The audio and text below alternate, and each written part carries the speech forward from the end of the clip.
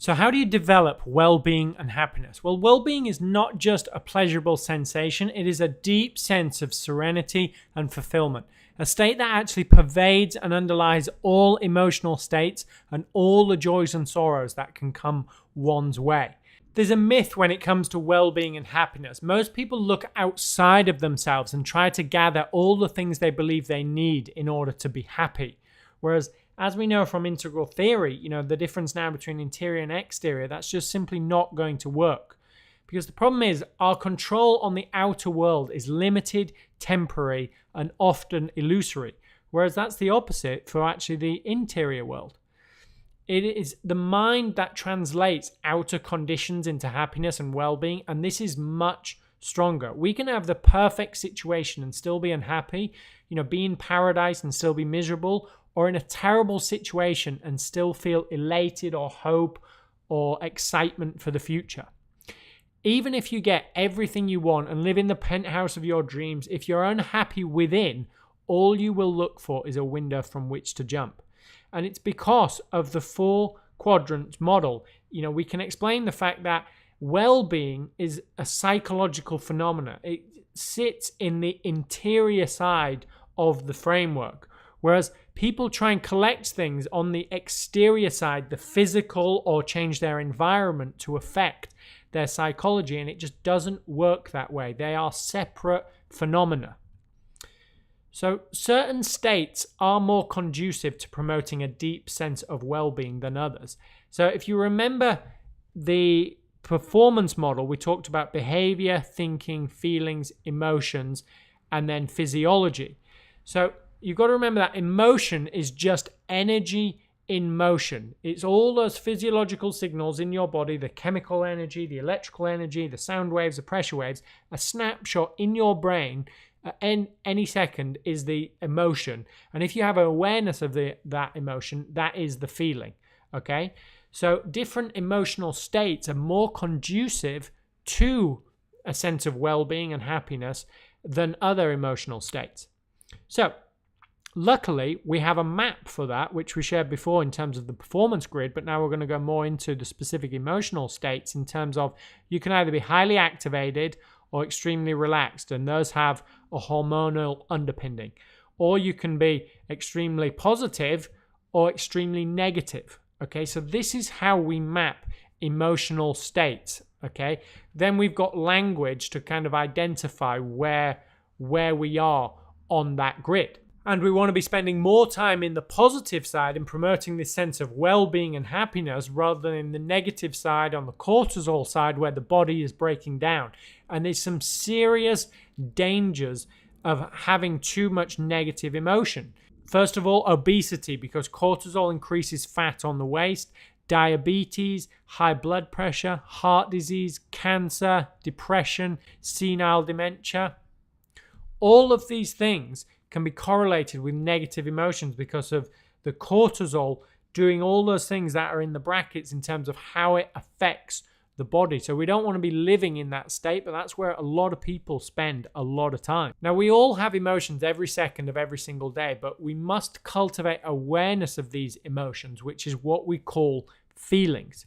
So the question is how big is your emotional repertoire? So the thing I want you to do to think about this is answer the question, how many emotions did you feel in the last week?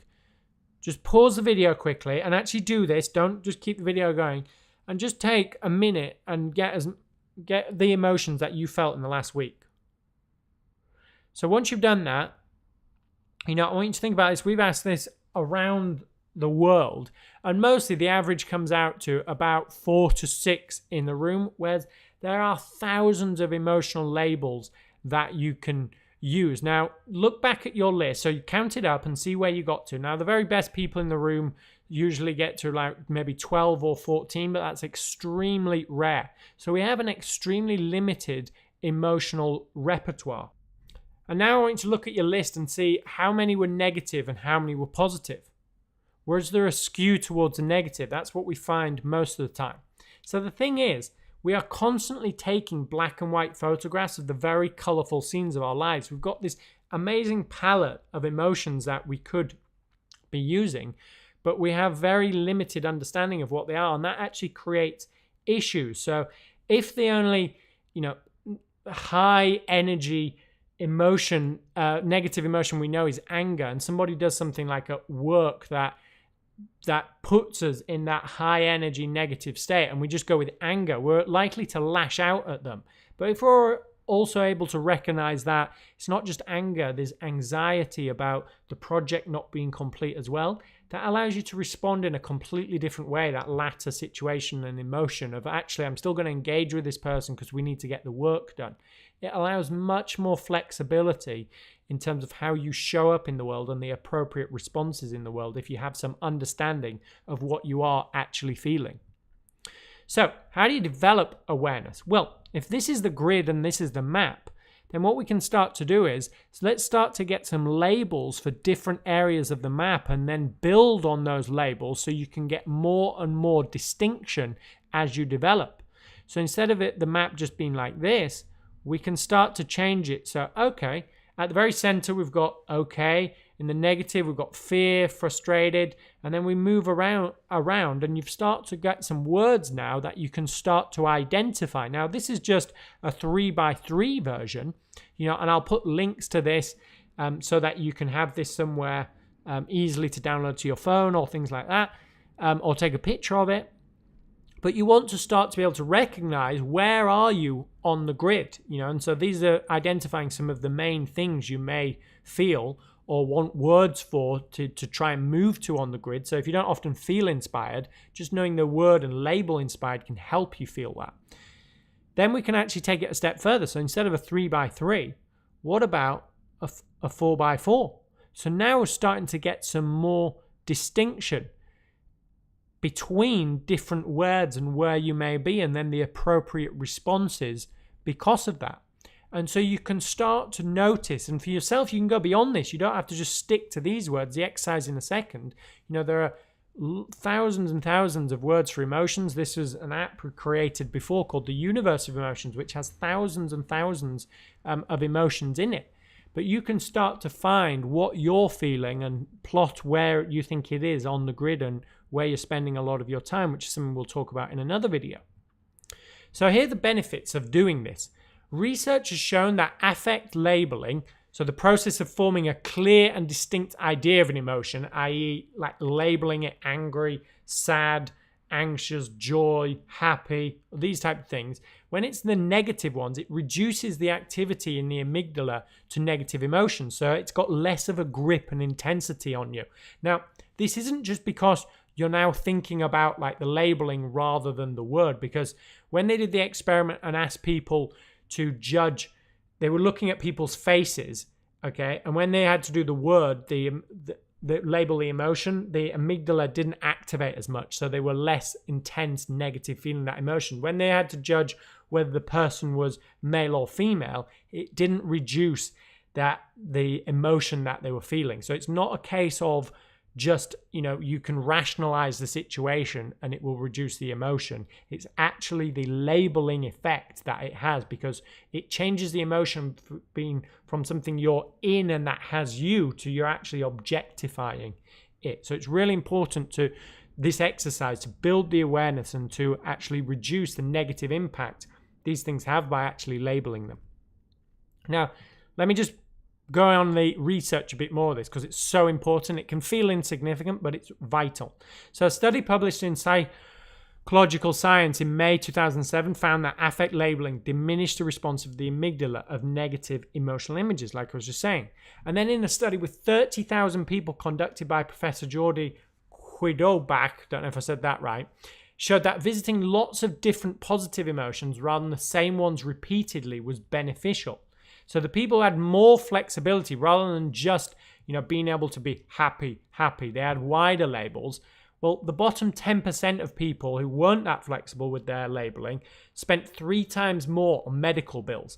Now, the top 10% visit the doctor 25% less than the bottom 10%. Okay, so it has a real actual health impact as well. Even when we're not talking about avoiding negative ones, we're talking about creating variation in positive ones. So this emotional literacy is absolutely vital. So you're going to use the feelings and diary planner in order to develop this. So you can do this either at the end of each day or each week or however you want to do it.